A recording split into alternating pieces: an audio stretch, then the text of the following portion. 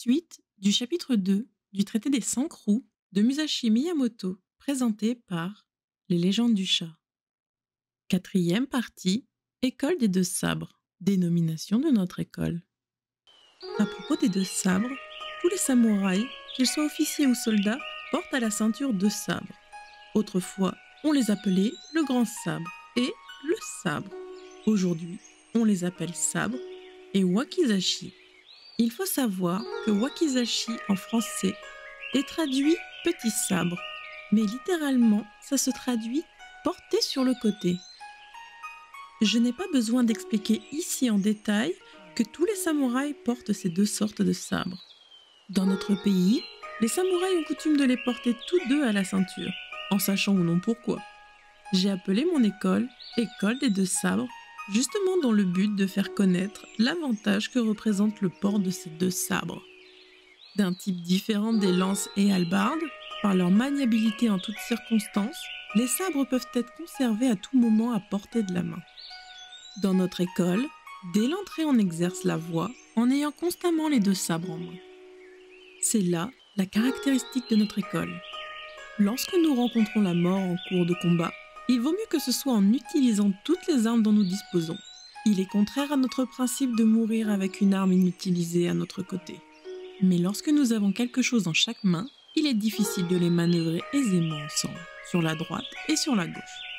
Le but de notre école consiste à manœuvrer d'une seule main le grand sabre. Si cela est hors de question pour les lances, hallebardes et armes de grande dimension, par contre le sabre et le petit sabre sont maniables chacun d'une seule main.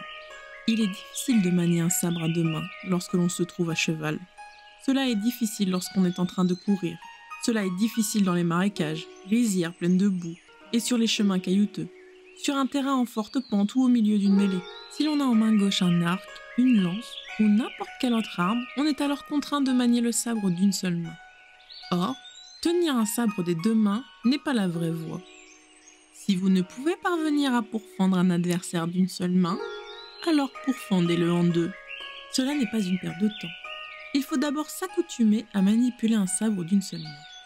Ainsi, dans notre école, on apprend à manier les sabres en ayant un dans chaque main. Pour n'importe qui, prendre pour la première fois un sabre en main semble pesant et de maniement difficile. Toute chose abordée pour la première fois est difficile. Par exemple, tendre un arc, manier une hallebarde. Au fur et à mesure que l'on se familiarise avec une arme, on la manie plus facilement. Par exemple, dans le cas d'un arc, on peut alors le tendre fortement. Il en va de même pour un sabre. Au fur et à mesure que l'on s'accoutume à le manier, on acquiert de l'aisance dans son maniement à force d'habitude. Un maniement rapide n'est pas l'essentiel de la voie de sabre. Je traiterai de ce sujet dans le chapitre haut. Manier le grand sabre lorsque l'on dispose de beaucoup de place et le petit sabre dans un endroit étroit. C'est là le premier point de la voie du sabre. Dans notre école, il faut vaincre. Que l'on ait une arme longue ou une arme courte, la longueur d'un sabre ne nous importe donc pas. Volonté de vaincre par n'importe quelle arme, c'est la voie de notre école. Nous préférerons utiliser deux sabres plutôt qu'un seul, lorsqu'un homme seul se trouve face à plusieurs adversaires ou bien lorsque nous désirons capturer vivant un adversaire. Je n'exposerai pas tout cela en détail maintenant. Il faut que les lecteurs connaissent, à l'aide d'un cas 10 000 exemples. Si l'on parvient à la voie de la tactique, on ne manque pas de les connaître tous, sans exception. Il faut bien avoir tout cela en tête. On peut noter qu'une légende raconte que Musashi, enfant, était allé s'amuser dans un sanctuaire shintoïste. Il vit un homme battre du tambour. Il fut frappé qu'un seul son sorte, bien que l'homme battît avec deux baguettes. Il y vit un rapport avec le maniement des sabres, qui se fait également des deux mains. Et ce serait comme ça que sa vision de la voie de la tactique émergea. Cinquième partie, connaître l'avantage de la tactique. Dans cette voie, celui qui manie bien le sabre est appelé tacticien. Dans la voie des arts martiaux, celui qui tire bien à l'arc est simplement appelé tireur. Celui qui tire bien au fusil est appelé bon tireur. Lorsque l'on manœuvre bien une lance, on est appelé lancier. Lorsqu'on se sert bien d'une hallebarde, on est appelé hallebardier. Alors, il y aurait fallu appeler celui qui connaît la voix du sabre un sabreur ou petit sabreur. L'arc, le fusil, la lance et l'hallebarde sont toutes des armes de samouraï et ceux qui la manient appartiennent à la voie de la tactique. Cependant, une raison particulière fait que le sabre est le seul qui appartienne à la voie de la tactique. L'ordre est maintenu dans le monde et l'on se garde soi-même grâce à la vertu du sabre, qui est ainsi l'origine de la tactique. Si l'on atteint la vertu du sabre, on peut, seul, vaincre 10 personnes. Si l'on vainc seul 10 personnes, alors 100 personnes vaincront 1000 personnes. 1000 personnes, 10 000 personnes. C'est pourquoi, dans la tactique de notre école, une personne ou 10 000 personnes sont considérées comme une seule et même chose. Et nous appelons l'ensemble des règles des samouraïs tactiques. Quant aux voies, il y a celles des confucianistes, bouddhistes, artistes, professeurs de maintien et danseurs. Chez les samouraïs, les voies ne sont pas séparées les unes des autres. Même si l'on n'appartient pas à une voie déterminée, si on approfondit et élargit sa propre voie, alors on peut rencontrer cette autre voie. Dans tous les cas, il est important que les hommes se polissent bien, chacun dans sa propre voie.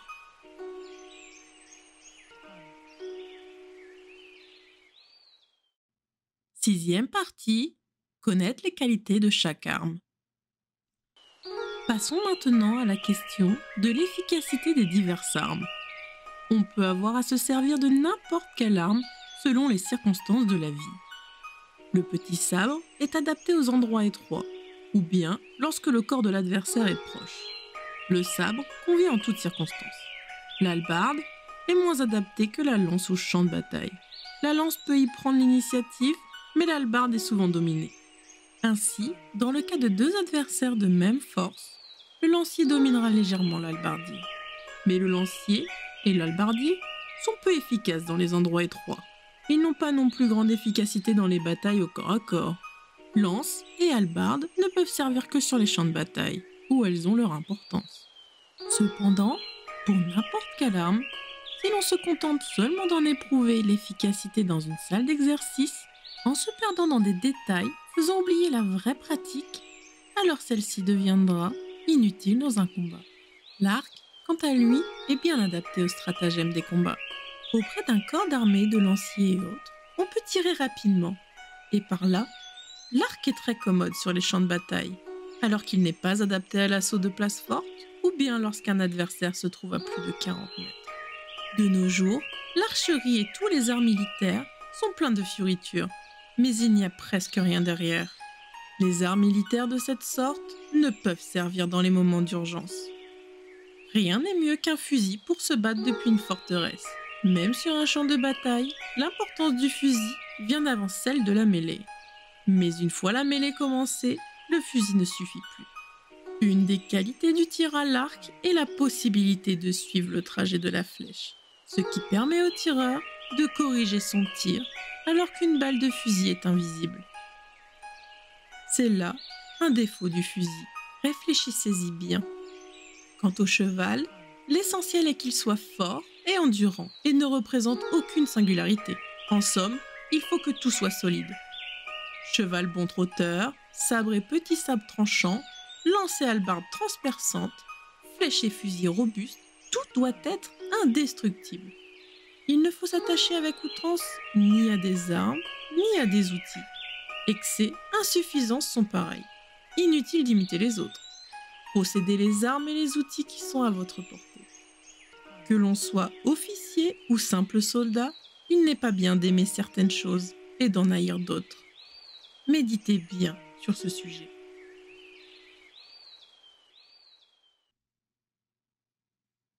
Septième partie, à propos du rythme de la tactique. En toute chose, il y a un rythme. Dans le cas particulier du rythme de la tactique, on ne peut l'atteindre sans s'exercer. Si l'on regarde autour de soi, on constate que l'existence du rythme est claire dans la danse, la musique et les instruments de musique. Lorsque le rythme domine, l'exécution est bonne. Dans le domaine des arts militaires, tels que le tir à l'arc, tir au fusil, jusqu'à l'équitation, tout obéit au rythme et à la cadence. Dans tous les arts et techniques, on ne peut aller contre le rythme. Dans les affaires abstraites également, c'est le rythme qui domine. Prenons comme exemple la vie d'un samouraï. Elle peut se diviser en rythmes des degrés de son ascension, rythme de sa situation décadente, rythme du moment où tout marche bien pour lui, ou rythme du moment où tout est contrariant pour lui. Il en va de même pour celle d'un commerçant, rythme qui lui apporte la richesse, ou bien rythme qui la lui fait perdre. Ainsi, dans chaque domaine, il y a des rythmes différents. Il faut savoir discerner le rythme ascensionnel et le rythme décadent de toute chose. Réfléchissez-y bien. Plusieurs sortes de rythmes se remarquent dans la tactique. Il faut d'abord connaître le rythme concordant, puis comprendre quel est le rythme discordant. Il faut savoir discerner le rythme qui scie bien, le rythme à saisir selon l'occasion et le rythme contrariant. Tous les rythmes, qu'ils soient larges ou étroits, lents ou rapides, sont caractéristiques de la tactique. Tout particulièrement, si l'on ne saisit pas le rythme contrariant, la tactique ne sera pas sur des bases solides. Dans les combats de la tactique, il faut connaître les rythmes de chaque adversaire. Il faut se mettre au rythme inattendu de l'ennemi. Alors, on peut vaincre ses adversaires en se mettant sur un rythme vide, en partant d'un rythme né de l'intelligence. Dans ce livre, il est question principalement du rythme dans chaque chapitre. Il faut bien s'imprégner de ce que je vais écrire afin de bien se forger. Exercez-vous, matin et soir, dans la voie de la tactique de notre école exposée plus haut. Ainsi, vos idées deviendront plus larges d'elles-mêmes et ma tactique se répandra en tant que tactique adaptée à des masses d'individus et à un seul. Je m'exprime pour la première fois sur du papier et cela constituera 5 chapitres. Terre, eau, feu, vent et vide. Ceux qui veulent connaître ma tactique doivent obéir aux principes suivants selon lesquels ils peuvent pratiquer la voie. Premièrement, éviter toute pensée perverse. Deuxièmement, se forger dans la voie en pratiquant soi-même et non par le jeu des idées. Troisièmement, embrasser tous les arts et non se borner à un seul. Quatrièmement, connaître la voie de chaque métier et non se borner à celui que l'on exerce soi-même. Cinquièmement, savoir distinguer les avantages et les inconvénients de chaque chose. Sixièmement, en toute chose, s'habituer au jugement intuitif.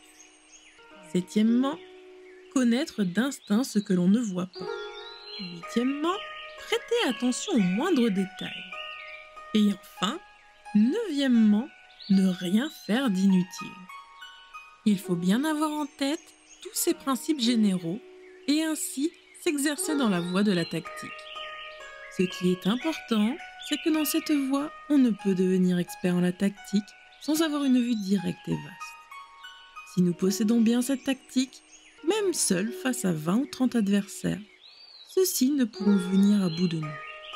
Il faut d'abord avoir toujours présente à l'esprit cette tactique et s'exercer franchement sans relâche.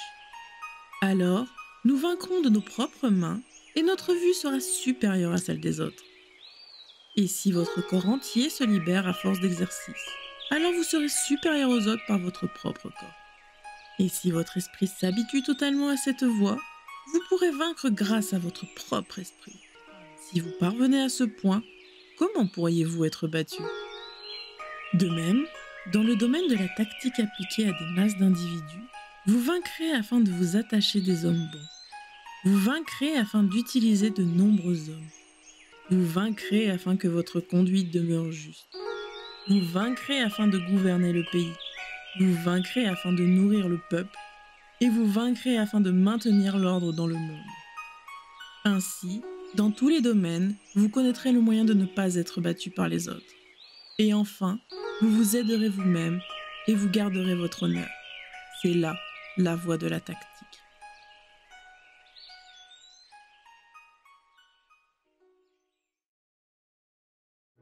Voilà, c'est tout pour cette partie de légende. La suite au prochain épisode. Si vous avez apprécié cette lecture, surtout n'hésitez pas à liker et laisser vos commentaires.